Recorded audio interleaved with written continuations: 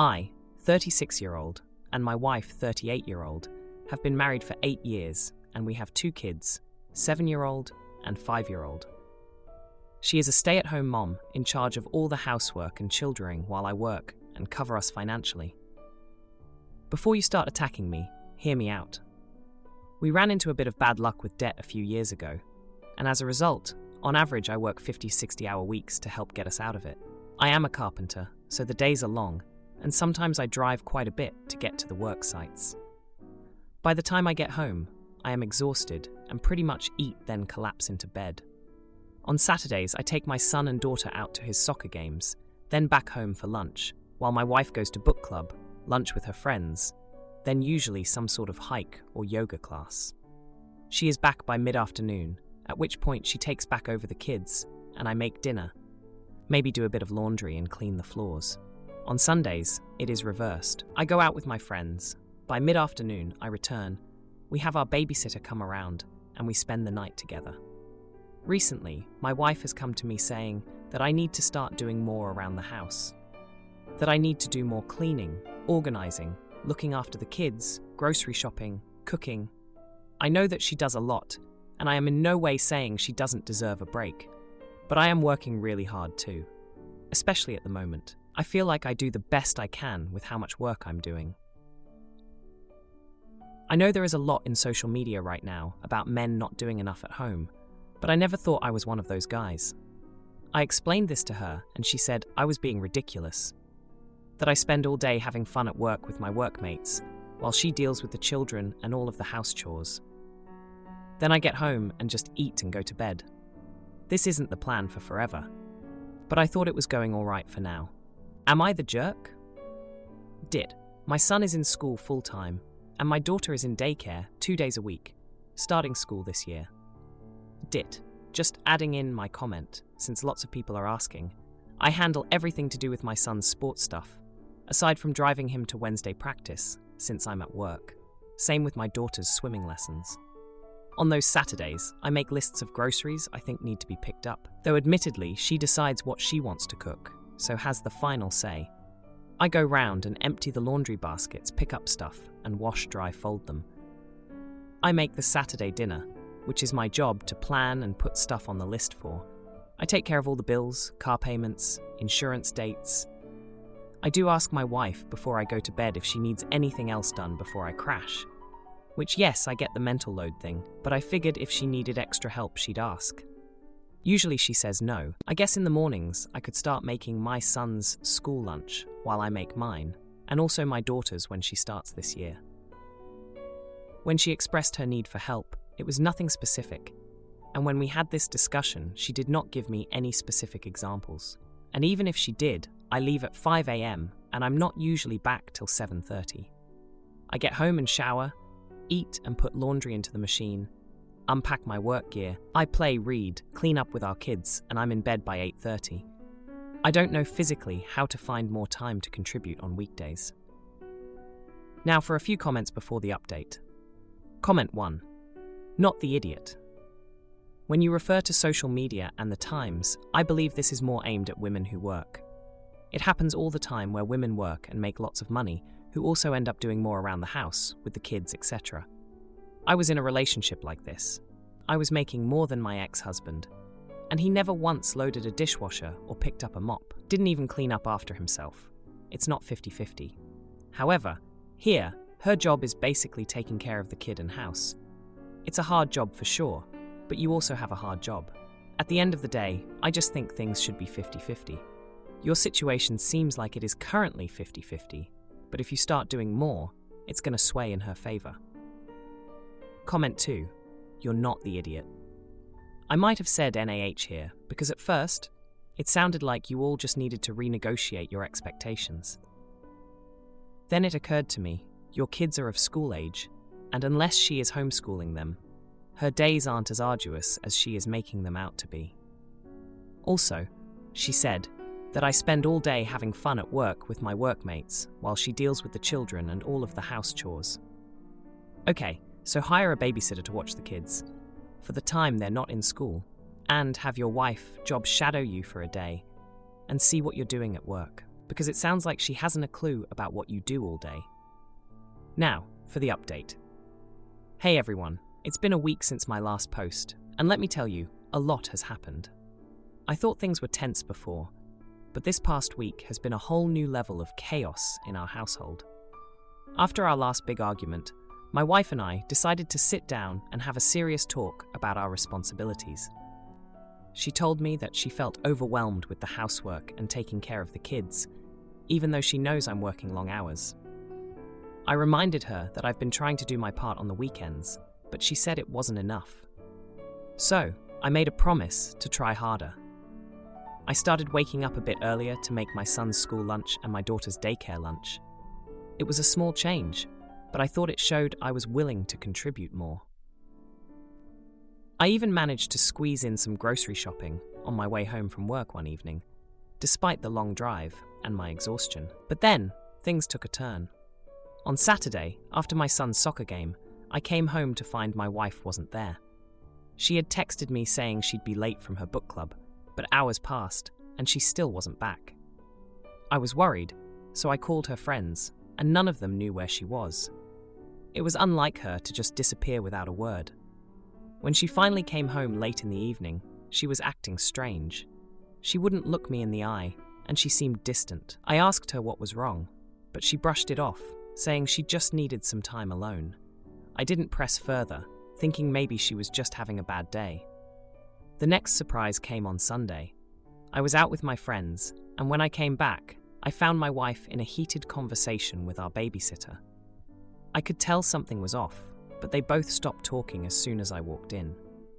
The babysitter left quickly, and my wife said it was nothing, just a misunderstanding about the schedule. But then, the real news dropped. A couple of days later, I found a receipt in our car for a fancy hotel in town, dated for that Saturday when my wife was missing.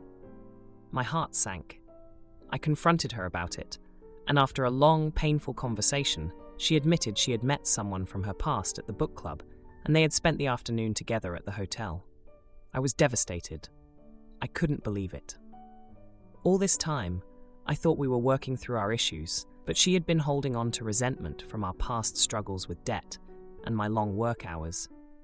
She said she felt neglected and that I didn't appreciate all the work she did at home. I remembered the times when we were first married, before the kids and the debt, when we used to be so in love and attentive to each other. It felt like a lifetime ago. I had been so focused on providing for our family that I hadn't noticed how distant we had become. Now, I'm left wondering what to do next. I still love my wife, but the trust between us has been shattered. I'm trying to figure out if we can move past this and rebuild our relationship, or if this is the end of our marriage. And just when I thought things couldn't get any more complicated, our babysitter sent me a message. She said she needed to talk to me in person about something important. I have a feeling it's related to the conversation I walked in on between her and my wife. Moved in with BF and his mom takes credit for my job, so I confront her and she spreads lies at my work. But after a big fight and apologies, I get a promotion and we talk trust. So I, 23-year-old female, took a huge step last year and moved in with my long-distance relationship partner, Alex, 25-year-old male. My biggest focus when we moved into our apartment was securing a job. I had been job hunting and sending in resumes applications as early as a month before moving, but those of you who have been playing the job application game the past couple years or so know how bad the post-pandemic job market is. I ended up finding and getting hired at a place within 6 weeks of moving into mine and Alex's new apartment, which was awesome, but how this came about has become a point of contention. I had originally considered the company I now work for among the places I was applying, but placed it lower on the list given they originally didn't list what they planned to pay, and I considered the commute to be too far to justify the gas. I was also worried it could be a waste of time, as too many businesses are claiming desperate hiring nowadays, but never get back to you. About 3 weeks after moving in, Alex's parents, 65-year-old female and 68-year-old male, stopped by. His mom was upset because she had stopped by the business before coming by and found it partially closed due to short staffing. She told me I should go apply.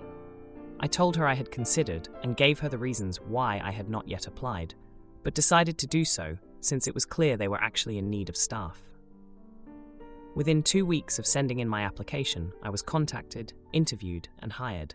I ended up learning the pay and the benefits more than justified my commuting time, and I've been happily employed here ever since. The problem is, now Alex's mom talks constantly about how she got me that job. Anytime someone asks about my work in front of her and I respond positively, she reminds me that I should thank her, because without her, I wouldn't be so happy or well paid. She never lets it go. She never fails to bring it up. It has been driving me crazy lately, and while I've asked Alex to speak to her about it, she hasn't pulled back. I had a very long day yesterday and ended up snapping at her at the dinner table when she brought it up again, saying I just don't thank her enough for getting me that nice job. I told her that she didn't get me my job, I did. She didn't work through my previous jobs, build my skills, or compile my resume for me. She didn't fill out my application, she didn't go to my interview or my training. That was all me. I told her I appreciate that she let me know they were understaffed and renewed my interest in applying, but that the person who gets me my job and my money is me. She isn't happy with me and has called me disrespectful and says I just have no respect for older people. Alex agrees with me that she's been pushing it too far, but wants me to make peace. I don't think I should have to. Am I the idiot? Now, for a few comments before the update. Comment 1. She didn't get you the job, but you likely wouldn't have had it if not for her. To that extent, she can take credit, but I think it's a bit classless for her to continue bringing it up. I've been in similar situations where a friend or relative pointed out a job opportunity I'd missed or dismissed, but that's not quite the same as getting a referral or some other advantage. She had no connection to the company, but it sounds like she's referring to you as some sort of nepotism hire. Comment 2. It's not your job to keep the peace. It's your job to have your own boundaries and stick to them. It's his job to manage his mother and keep the peace. You don't owe her anything. You're not responsible for propping up her emotional immaturity. Her need for constant praise is not your problem. Don't back down. Now for the update. Hey Reddit, back again with an update on the whole job and Alex's mom situation. It's been a chaotic week, and I've got to tell you, things have taken a turn I did not see coming. So, after the dinner blow-up, things were tense around the apartment. Alex was trying to play peacemaker, but I was still fuming. I mean, I worked hard to get where I am, and his mom just couldn't let it go. But here's where it gets crazy. Alex's mom, let's call her Linda, decided to drop by my workplace unannounced. Yeah, you heard that right. She came in during one of my shifts, all smiles and waves, telling anyone who'd listen that she was the reason I had this job.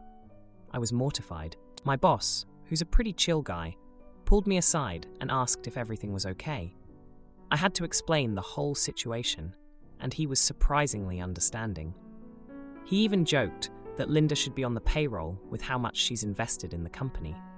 I thought that was the end of it, but nope. Linda had more up her sleeve. A couple of days later, I found out from a co-worker that Linda had been chatting with some of my colleagues during her visit. She'd been spinning this story about how she practically had to beg the company to give me a chance because I was struggling to find work. That's not true at all. I was so embarrassed and angry, I could barely focus. When I got home, I confronted Alex about it. He was shocked. He had no idea his mom had been saying those things. He promised to talk to her, but I could tell he was dreading it. The next day, he sat down with Linda, and, from what he told me, it was a disaster. She accused me of being ungrateful and trying to turn her son against her. Alex tried to defend me, but she was having none of it. Now here's the jaw-dropping moment. Alex's dad, who's usually pretty quiet, called me the next day. He apologized for Linda's behavior and then dropped a bombshell. He confessed that Linda had been feeling useless since retiring and had been looking for ways to feel needed again. Apparently, she saw my job hunt as an opportunity to insert herself into my life and feel important. I was stunned. It all made sense, but it didn't excuse her behavior. Alex's dad asked me to be patient with her, but I was at my limit. I told him I understood where she was coming from, but she needed to back off. The next day at work, Linda showed up again, but this time she came to apologize, in front of everyone. It was awkward, but I could tell she was sincere. She admitted she had been overstepping and promised to stop interfering. I accepted her apology, not just for my sake, but for Alex's and his dad's too. But just when I thought we could all move on, another surprise hit. My boss called me into his office and offered me a promotion. Turns out, he'd been impressed with how I handled the Linda situation and my work ethic. I was flawed. I accepted, of course, and couldn't wait to tell Alex. When I got home, I found Alex waiting with dinner ready. He was proud of me, and we had a great evening celebrating. But as we were cleaning up, he got serious. He admitted that he'd been feeling insecure about our relationship since I moved in, and was worried that I might leave him if I became too independent. I reassured him that my job and my success were not threats to our relationship. We had a long talk about trust and supporting each other's growth. It was a tough conversation, but it brought us closer. My sister kicks us out over my son's mistake, so we leave, but then find out her husband's affair. Partner orchestrated it all to get us gone, and oh boy, do we have plans. My wife and I are parents to our only child, who just turned 3 years old.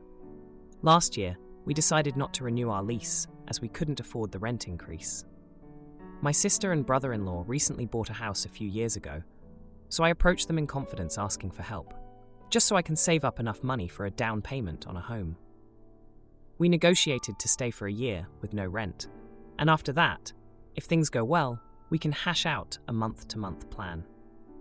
She asked for the $20,000 life savings I had to be their down payment to get the basement project started, which would be finished at the same time our lease was up, so we moved in late January. Everything was going very well with the living situation until this past President's Day weekend.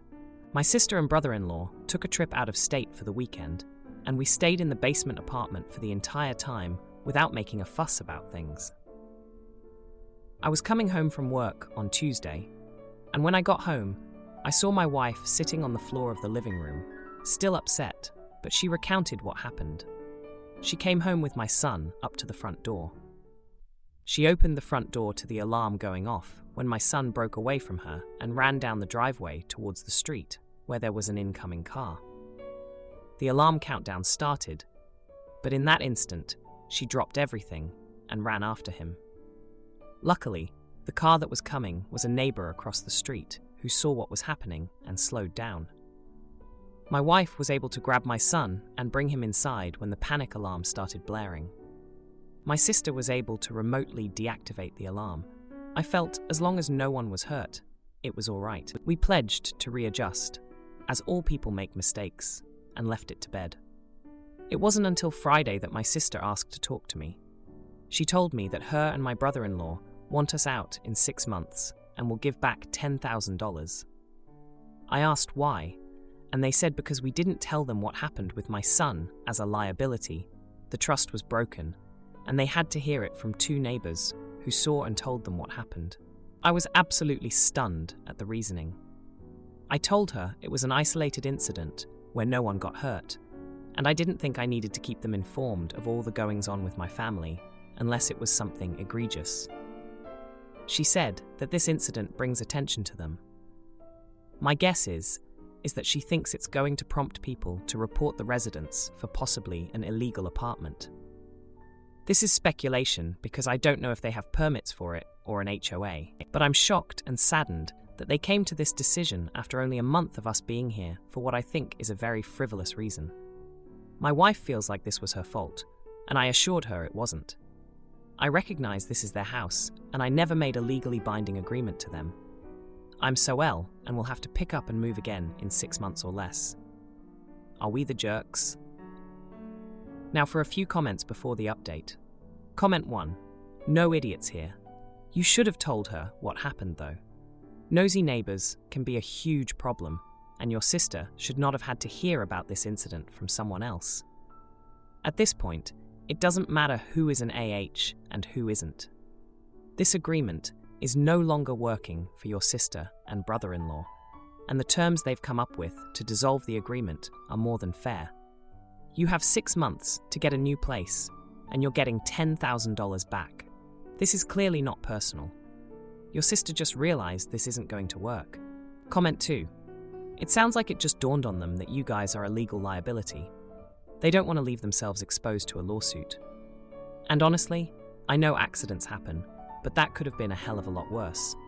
The whole, my baby just ran into the street, no biggie reaction, is a bad look. You and your wife are not H in any big way, but your sister even less so. Now for the update. Hey everyone, back with an update on the situation with my sister and brother-in-law kicking us out. Things have taken a hectic turn, and I'm still trying to wrap my head around it all.